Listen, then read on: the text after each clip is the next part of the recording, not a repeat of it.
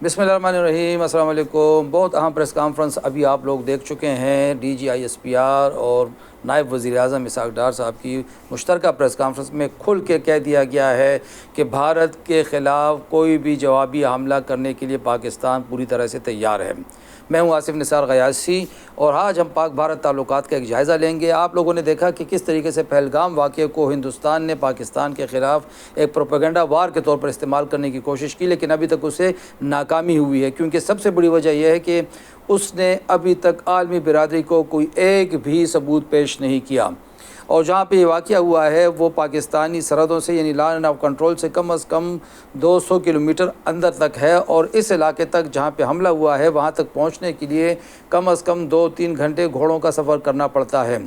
इसके बाद भारतीय फ़ौज के पास ये कहने का कोई मौका नहीं कि ये पाकिस्तान की कार्रवाई है, क्योंकि अगर पाकिस्तान की कार्रवाई थी तो भारतीय सिक्योरिटी एजेंसियाँ क्या कर रही थी। और यही सवाल आज भारतीय प्रेस भी उठा रहा है और भारतीय अपोजिशन भी यही सवाल उठा रही है।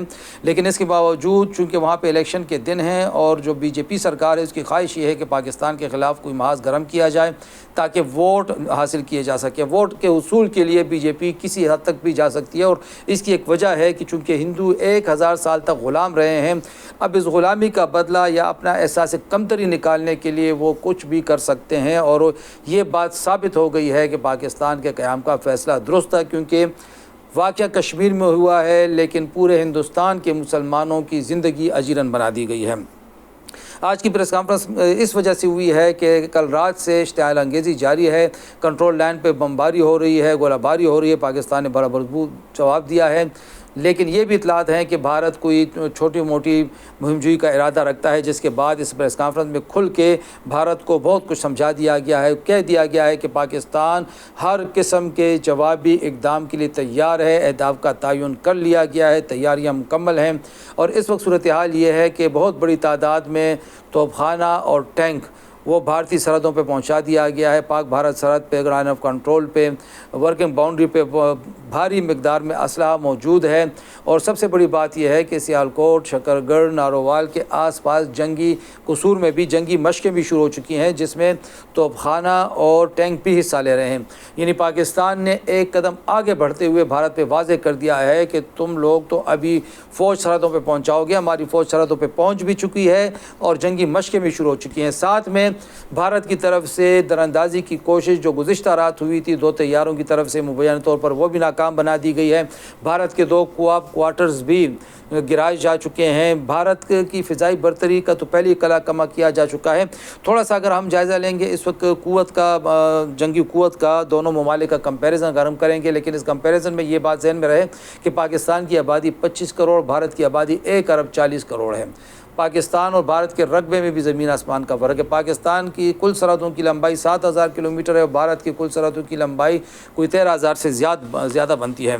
इन हालात में अगर हम देखें तो इस वक्त पाकिस्तान के पास जंगी तैयारों की तादाद 1400 और भारत के पास 2230 बनती है। लड़ाका तैयारे पाकिस्तान के पास 328 हैं, भारत के पास 513 हैं। तरबियती तैयारों के मामले में पाकिस्तान भारत से काफ़ी आगे है। यहाँ पे 565 तरबियती तैयारे हैं, जिसको हम मशाक तैयारे कहते हैं। भारत के पास ये तादाद सिर्फ 351 है। फ्यूल बरदार तैयारे जो पाकिस्तान के पास 4 और भारत के पास 6 हैं। हेलीकॉप्टर्स पाकिस्तान के पास 373, भारत के पास 899 हैं। अगर ज़मीनी फ़ौज की बात की जाए तो पाक फ़ौज इस वक्त दुनिया की 12वीं बड़ी फ़ौज है, जहाँ पे रेगुलर फ़ौजियों की तादाद 5.5 लाख, जबकि भारत के रेगुलर फ़ौजियों की तादाद 11.5 लाख बयान की जाती है। पाकिस्तान के पास टैंकों की तादाद 2627 और भारत के पास 4201। पाकिस्तान के पास 17,000 बख्तरबंद गाड़ियाँ, भारत के पास 1,48,000। ख़ुदकार तोपों की बात की जाए तो इसमें पाकिस्तान आगे है। बावजूद वसाइल की आबादी की कमी के पाकिस्तान के पास ख़ुदकार तोपें 662 हैं, भारत के पास 100 हैं।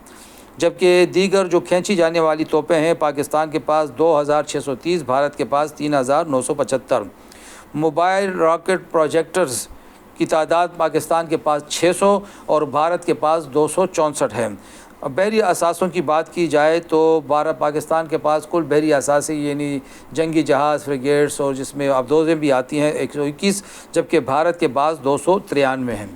ایک طریقے سے اگر دیکھیں تو چونکہ وسائل اور آبادی اور رقبہ بھارت کا زیادہ ہے، اس لیے اس کی فوجی قوت کچھ زیادہ دکھائی دیتی ہے، لیکن ہم یہ دیکھ چکے ہیں 1965 کی جنگ میں اور اس کے بعد کی جنگوں میں کہ تعداد میں اضافہ کوئی معنی نہیں رکھتا، اصل بات ہوتی ہے جذبے کی، اور اس وقت پاکستانی قوم کا جذبہ پوری طرح سے بیدار ہے، پوری قوم متحد ہے۔ اور سب سے بڑی بات جو ہم بار بار کہہ رہے ہیں کہ بھارت کی سیاسی جماعتیں منقسم ہیں، بھارت کی کئی ریاستوں کے وزیر اعلیٰ اور بھارت کے کئی سیاستدان کھل کے بی جے پی حکومت کو تنقید کا نشانہ بنا رہے ہیں، اور پہلگام واقعوں کو اپنی سیکورٹی فورسز کی ناکامی قرار دے رہے ہیں۔ خود ان کے نادرن کمانڈ کے ایک کور کمانڈر جو کشمیر میں کمانڈ کر رہے تھے، ان کو گزشتہ روز گرفتار بھی کیا جا چکا ہے، جنہوں نے کہا تھا کہ یہ کارروائی باہر سے نہیں اندر سے ہوئی ہے، یہ ان کی اپنی حالت ہے۔